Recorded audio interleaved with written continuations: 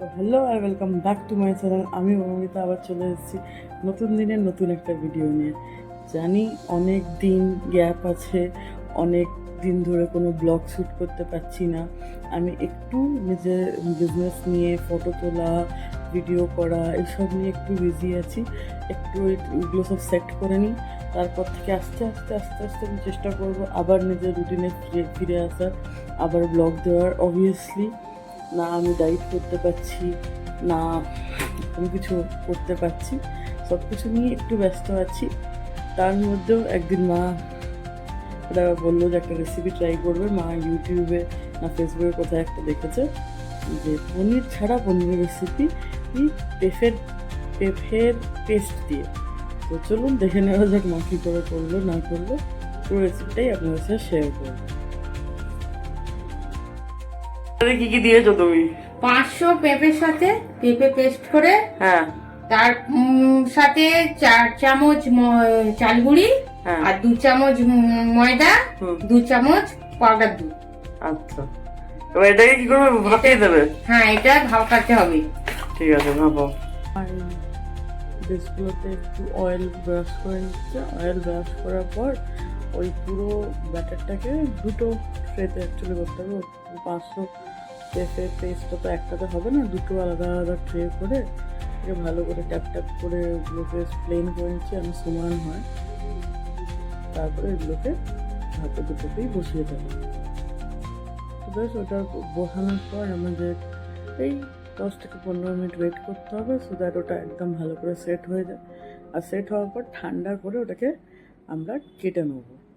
মানে নিজের ইচ্ছা মতো সবাই কেটে নিতে পারে। আমরা পনির যেরকম পনির থেকে পনির করা হয় ওরকম করে কেটে তারপরে তেলের মধ্যে যেরকম আমরা পনির ভাজি ওগুলোকে ভেজে নিতে হবে, সো দ্যাট ওগুলো শক্ত শক্ত একটু হয়ে যায়। ভেজে নেওয়ার পর ওই যে হালকা হালকা ব্রাউন টেক্সচার এসে আছে, তার জন্য ওটা ফার্ম হয়ে যাচ্ছে ব্যাপারটা।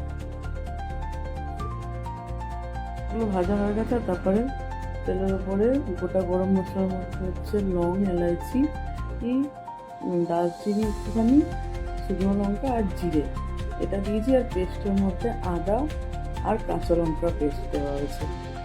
এইগুলো মশলাগুলোকে ভালো করে আমি কষিয়ে নিচ্ছি।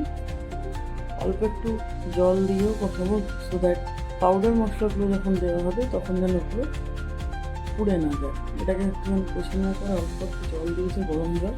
তার মধ্যে ধনে, জিরে, ধরনের যে নর্মাল যে মানে পাউডার মশলাগুলো আমরা দিই, ধনে, জিরে, হলুদ, লাল লঙ্কা।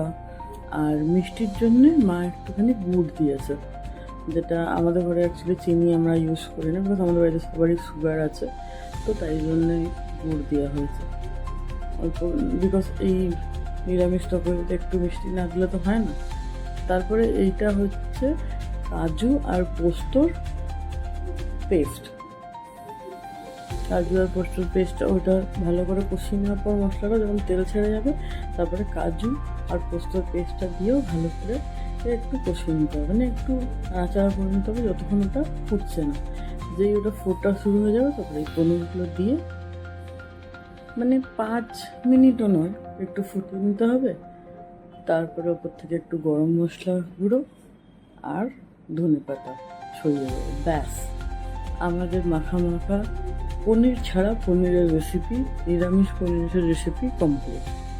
আপনাদের যদি ভালো লাগে আমার ভিডিওটাকে লাইক, কমেন্ট আর শেয়ার করে দেবেন। আর যারা ইউটিউবে দেখছেন সাবস্ক্রাইব করে দেবেন। Thank you, tata, bye bye. আবার দেখা হবে অন্য একটা দিনে অন্য একটা ভিডিওর সাথে।